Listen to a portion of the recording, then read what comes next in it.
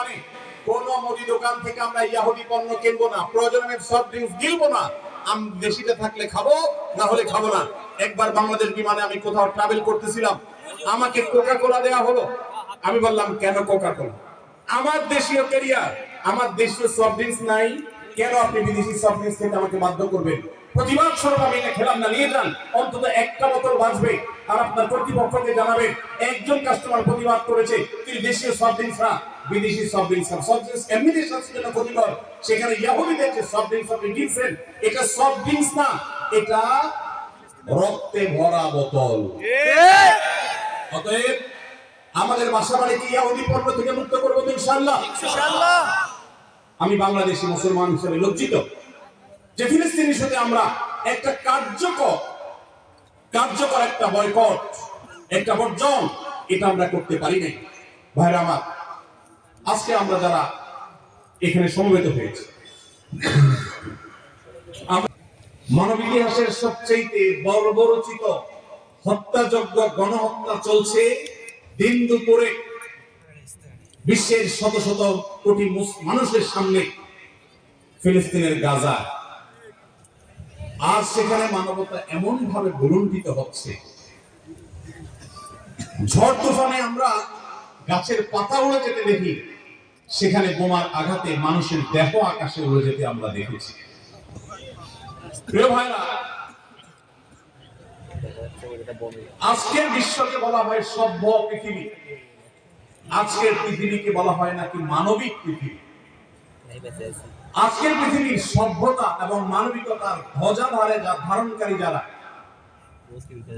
তাদের মুখোশ,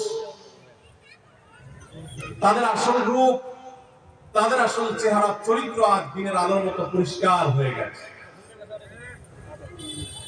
গাজায় প্রতিনিয়ত শিশু হত্যা চলছে, ফিলিস্তিনের ভিডিওগুলো দেখবার মতো অবস্থা নাই। একটু আগে একটা ভিডিও দেখছিলাম, আল্লাহ তাআলা আমাকে একটা বাচ্চা দিয়েছে 8-10 বছরে। 8-10 বছরের একটা ছেলে 5-6 বছরের একটা ছেলেকে, ছোট ভাইকে বড় ভাই সান্ত্বনা দিচ্ছে, মাথার উপর হাত বোলাচ্ছে। ছোট ভাই বড় ভাইয়ের কোলে মাথাটা রেখে চোখের পানি ফেলছে, অঝরে কাঁদছে, কারণ তাদের বাবা মাকে শহীদ করে দেওয়া হয়েছে। বড় ভাইটা ছোট ভাইয়ের মাথার উপর হাত বোলাচ্ছে আর তাকে সান্ত্বনা দেওয়ার চেষ্টা করছে, ব্যর্থ চেষ্টা। শত সহস্র শিশু আজ এতিম হয়েছে, শত সহস্র মা বাবার বুক আজ খালি হচ্ছে। যারা নারী অধিকার নিয়ে পান থেকে চুন খসলেই চিৎকার চেঁচামেচি করে, সেই মানুষগুলো আজ পাথর হয়ে গেছে। তাদের চোখের সামনে শত সহস্র মা বোনকে আজ খুন করা হচ্ছে। প্রেগনেন্ট মহিলাদেরকে রেখে সেই হসপিটাল বম্বিং করে উড়িয়ে দেওয়া হচ্ছে। আজ সেখানে শিশুদের আর্তনাদে আকাশ পাতাল ভারী হয়ে উঠছে। কোন স্থাপনার সেখানে বাকি নাই যেটা ভেঙে চুরে গুড়িয়ে দেওয়া হয়নি। উপর থেকে ড্রোন শট নেওয়া ছবি দেখলে ভাবতে কষ্ট হয়, বিশ্বাস করতে কষ্ট হয়, একটা শহর, একটা জনপদকে এইভাবে মাটির সাথে মিশিয়ে দেওয়া যায়।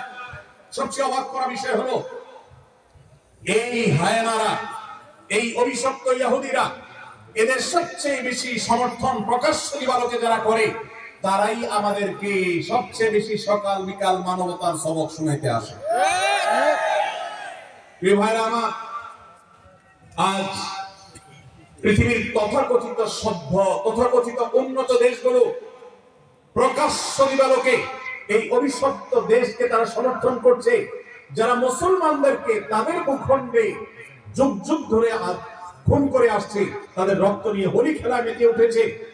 আজ সেখানে মানবতার চিৎকারে, আত্মচিৎকারে আকাশ পাতাল ভারী হয়ে উঠছে।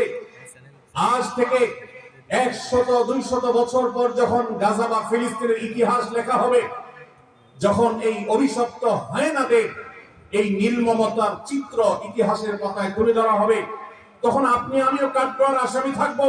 কারণ তখনকার মানুষেরা, তখনকার জেনারেশনেরা আলোচনা করবে তখন পৃথিবীতে যে শত শত কোটি মানুষ বসবাস করেছিল, সে মানুষগুলো কিভাবে এতগুলো মানুষের সামনে পৃথিবীর ছোট্ট একটা ভূখণ্ডের মধ্যে এইভাবে মানুষকে হত্যাযজ্ঞ চালানো হয়েছে, নির্মমতা করা হয়েছে, শিশুদের সামনে বাবা মাকে খুন করা হয়েছে, বাবা মার সামনে শিশুদেরকে টুকরা টুকরা করা হয়েছে, কিভাবে এই নির্মমতা চালানো হয়েছে, বিশ্বের শত শত কোটি মানুষ তারা তখন কি করেছে, আগামী 100-200 বছর পরে যখন ফিলিস্তিন এবং গাজার ইতিহাস লেখা হবে, আসামের কাঠগড়ায় আমরা সবাইকে দাঁড়াতে হবে। আল্লাহর কাছে আমরা ক্ষমা চাই। হে আল্লাহ, আপনি আমাদের অক্ষমতা থেকে মাফ করে দিন, আমাদেরকে আপনি সক্ষমতা দান করুন।